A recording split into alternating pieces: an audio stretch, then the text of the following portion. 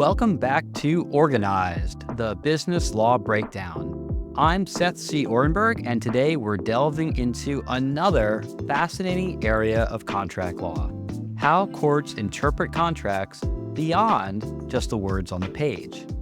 Think about this. You've got a written contract in front of you. It's plain and simple, or so it seems. But then the actions of the parties don't quite line up with what's written and signed. How do courts deal with that? What if both sides have been following a different set of rules in practice than what's explicitly stated in the agreement? This is where things get interesting. How do courts balance what's written with the realities of how a contract plays out in the real world? In our last episode, we explored intrinsic ambiguity. That's when a contract isn't clear on its face or within its four corners. We learned that such contracts are patently ambiguous and are thus subject to legal disambiguation. Today, we'll learn how extrinsic circumstances, like what the parties said or did after they signed a deal, can also demonstrate how a contract is ambiguous. Such latent ambiguities are harder to find, but just as important. So, today we're building on the ideas of ambiguity and disambiguation and going deeper into how courts bring in course of performance, course of dealing, and trade usage. All forms of extrinsic evidence that give courts a fuller picture of what the contract actually meant to the parties involved. We'll look at real-world examples, like when a company's consistent behavior over time changes the interpretation of a written agreement, or how industry norms fill in the blanks, especially where a contract is silent. Before we get started, let's point out three key takeaways you'll gain from listening to this episode. First, in contracts, sometimes actions speak louder than words. Courts see repeated actions as shaping what a contract actually means. Second, if everyone in an industry does something, that something can become an unwritten part of the contract. Courts often look at these usage of trade practices where terms aren't clear or when a concept is missing. Third, when new management switches things up, it can cause confusion. In contracts, a sudden change can create disputes if new behavior clashes with established patterns or expectations. So, if you've ever wondered how contracts function beyond just the words on paper, or how courts can bring real-world context into the mix, stick around. There's a lot to unravel. And by the end of this episode, you'll have a much clearer sense of how contracts actually work when reality comes into play. Before we dive into cases and examples, let's go over key concepts we'll be exploring today. There are three main ways courts interpret contracts beyond the written words, beyond the intrinsic evidence, beyond the four corners of the contract. The extrinsic evidence that goes beyond are course of performance, course of dealing, and trade usage. Each one serves as a tool for courts to better understand the intentions of the parties involved. Course of performance is all about what happens after the contract is signed between those parties under this contract. It looks at how these parties behave over the course of fulfilling their obligations. In other words, how the parties behave over the course of performing the contract. If the contract doesn't mention certain details, but both parties act a certain way consistently, the court will likely use that behavior to interpret what the contract really meant. For example, if a supplier delivers goods in certain packaging for months without objection, that might be evidence of what both parties agreed to do, even if that packaging wasn't specified in the contract. Course of dealing goes farther back, or sideways, beyond the current contract. It looks at past interactions or contemporaneous interactions between the same parties, but under a different contract. If the parties have done business together before, or if they're operating under multiple agreements simultaneously, courts might consider their other dealings as a guide for interpreting their current agreement. Think about course of dealing as looking at the history of a relationship to figure out what's happening now. And then there's trade usage or usage of trade, how people in a specific industry or trade typically interpret certain words or practices. If a contract uses industry-specific language and norms, courts can look up trade usage to figure out what those terms mean, even if it's not obvious to an outsider. This can be especially important when contracts are silent or ambiguous regarding certain points. Together, these tools help courts understand not just what words on the page say, but what the parties likely meant based on their actions, history, and the standards of the trade. Let's break it down with a case that is all about extrinsic evidence. In Nanakuli Paving and Rock Company versus Shell Oil Company, the contract itself was pretty clear. The contract said that asphalt will cost the posted price at the time of delivery. But the buyer, Nanakuli, argued that the contract doesn't mean what it said, and Nanakuli won. How did a party use extrinsic evidence to prove a latent ambiguity and then disambiguate it in its favor? Let's unpack the curious case of Nanakuli to understand how extrinsic evidence works in practice. The Nanakuli case arose out of a dispute over price protection in a long-term asphalt supply contract, set against the backdrop of the 1973 to 1974 oil crisis, which caused dramatic spikes in petroleum prices worldwide. Nanakuli, a Hawaiian paving company, had relied on Shell Oil as its primary asphalt supplier since the early 1960s. The relationship was not just transactional. Shell supported Nanakuli's expansion by providing financing, price discounts, and stable supply terms to help Nanakuli compete with its larger rival, Hawaiian Bitumals, which was supplied by Shell's competitor Chevron. In 1969, the two companies, that is Nanakuli and Shell, formalized a relationship with a long-term supply contract specifying that the price of asphalt would be based on Shell's posted price at time of delivery. Now that's a quote. Shell's posted price at the time of delivery is what the contract said Nanakuli would pay for asphalt. The dynamics of the relationship shifted dramatically in 1973 when the Organization of Arab Petroleum Exporting Companies, known as OPEC, imposed an oil embargo targeting the United States and other nations that supported Israel during the 1973 Yom Kippur War. This embargo led to an abrupt reduction in oil exports and a corresponding unprecedented price increase. U.S. oil went from $2.90 per barrel to $11.65 per barrel by 1974. Additionally, declining U.S. domestic oil production increased reliance on foreign oil imports, exacerbating the impact of international supply chain disruptions. A global crisis resulted in fuel shortages, economic instability, and a significant rise in petroleum prices across various industries, including asphalt production, since asphalt is made from petroleum. In January 1974, Shell raised its price for asphalt from $44 to $76 per ton, and it refused to extend price protection to Nanakuli. Price protection means that Shell would offer Nanakuli the better of two prices, either the posted price at time of delivery or the posted price when Nanakuli made its bid to do an asphalt-related job. Again, Shell had previously done this when it increased prices in 1970 and 1971, although in those instances it didn't increase the price as much. Nanakuli argued that Shell's refusal to honor price protection breached their contract and led to considerable financial loss on its fixed-price government contracts.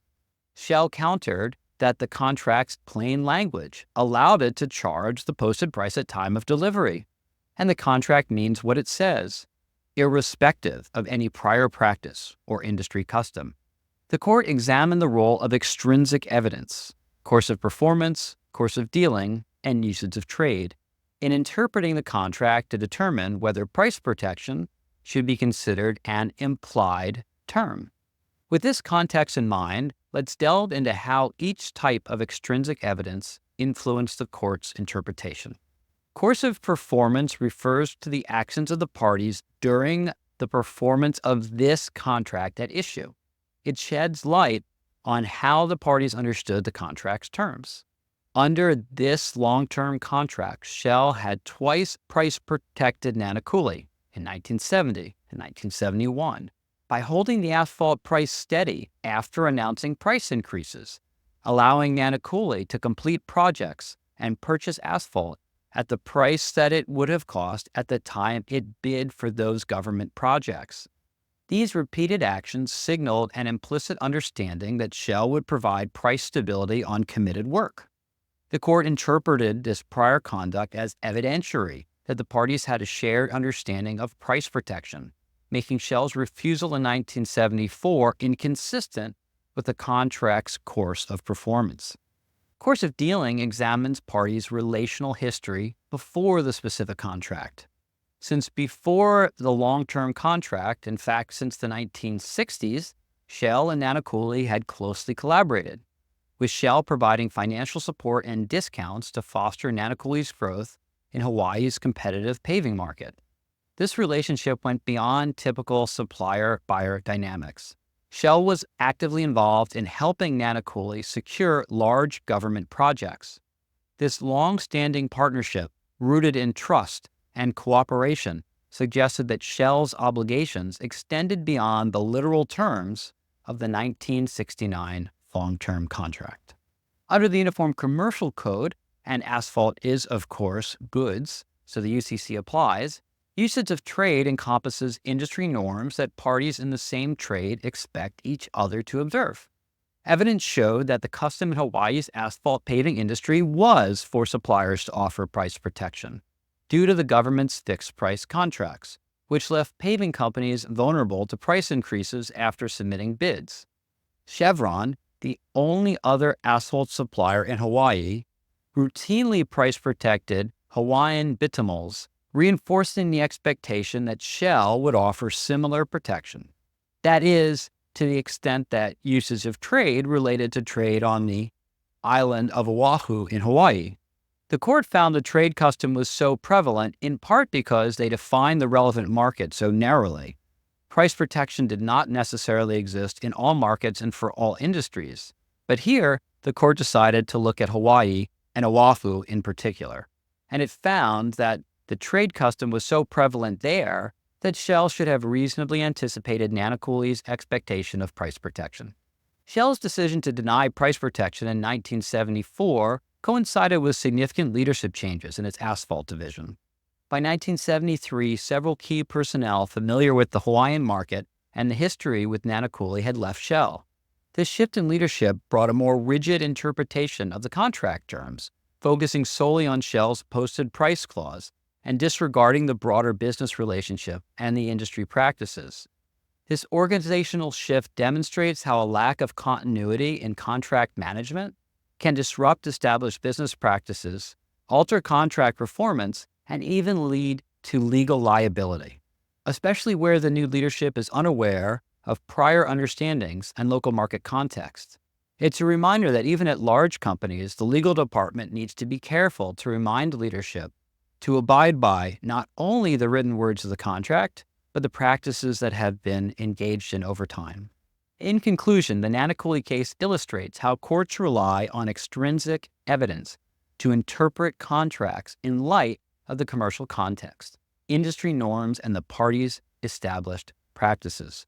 This approach helps ensure that contract interpretation aligns with both parties' expectations, even amid external disruptions like the 1973 to 1974 oil crisis, which reshaped industries and highlighted the importance of adaptability in commercial agreements. Let's play a what if. Let's mix it up with a new scenario to explore how extrinsic evidence can influence contract interpretation. Picture this. You're working with a cooper, a builder of barrels, and you've placed a bulk order of oak barrels, and the contract has some gaps. Now we'll add some twists and bring in some different types of extrinsic evidence to see if we understand how these rules play out. Imagine that you've agreed to purchase barrels, but the contract doesn't specify the exact weight or volume of a barrel. In the Cooper trade, however, everyone knows that a barrel means 320-pound oak barrels. Would the court consider this trade custom in interpreting what barrels means in your context? Yes. Courts often bring in uses of trade to define terms with a specific accepted meaning in an industry. Here, if both you and your supplier operate in the same trade and understand barrel to mean a 320-pound oak wood barrel, a court could interpret barrel in your contract according to that established trade usage. The idea is that trade norms provide missing details, making the contract make sense within an industry context. And what if one party is new to the industry and doesn't know the customary meaning? Should they still be bound by it? Well, generally no. If a party is not in an industry, it's typically not going to be subject to the usage of trade of that industry. Let's add some complexity. Say you've contracted to buy bulk goods with a, quote, usual sponsoring fee, end quote. The contract doesn't spell out what the fee should be, but in the industry, there's a standard amount everyone charges. Courts might again look at uses of trade here, as well as course of performance if you've both acted consistently with that standard. If your supplier has charged the standard rate in previous dealings with other clients, that fee could be implied in your contract as well. And moreover, if the supplier charged you the standard rate in previous dealings with you, we would almost certainly apply that fee to your contract as well. Courts allow these standards to fill the gaps when contracts lack detail, creating clarity based on how the parties have behaved. But how would this change if there is a standard rate and it's different from the rate that your supplier charged you over time? Now we have a conflict of evidence. Course of performance generally should prevail over usage of trade. So if the supplier charged you 2 times the standard rate over 9 previous engagements, then the 10th one is probably that 2x rate as well. Here's another wrinkle. Suppose you and the supplier have been working together for years, and we've always included delivery within 10 days, even though the contract doesn't spell out when the barrels must be delivered. Now you've just written a new contract with the same supplier for an even larger order of barrels, and this time they take 30 days to deliver. They claim that the contract doesn't set a specific deadline, and the standard in the industry is net 30 days. This is a classic example of course of dealing, where a court could consider your history of receiving deliveries within 10 days as setting an implied term. The idea is that a consistent past pattern between the parties can add unstated terms to a contract. Courts see these patterns as reflective of the parties' interests, even if they're not written down. But what about the fact that the industry has net 30 days as its term? Well, once again, we have a conflict of evidence. And technically, under the Uniform Commercial Code, which applies here because barrels are goods, meaning things that are movable and identifiable at the time of sale, the course of dealing prevails over usage of trade. And I say technically because courts don't always abide by these strict levels of interpretation and may determine for themselves what evidence seems more convincing. Lastly, imagine a scenario where the contract involves vague terms like use of, quote, high quality materials, end quote. And that has different interpretations within trade usage and prior dealings. Your supplier has always provided a specific grade of oak, but in the industry, high quality could refer to a broad range of materials such as the nature of the nails and the glues that are used. In situations like this, courts might weigh both usage of trade and course of performance to determine the most reasonable interpretation. When there's a conflict, courts generally lean toward the specific course of performance between the parties, instead of course of dealing over prior deals or industry norms, meaning trade usage. This ensures that what the parties actually did under this contract takes priority over general exceptions and prior deals. What happens if you can't prove a clear course of performance or usage of trade? What happens if the parties performed erratically over a period of time? In these cases, it's often more difficult to determine what the parties intended, And courts may refer to other techniques, such as looking at public policy to determine how the contract should be interpreted, when not only the contract itself, but the course of performance or dealing is also ambiguous.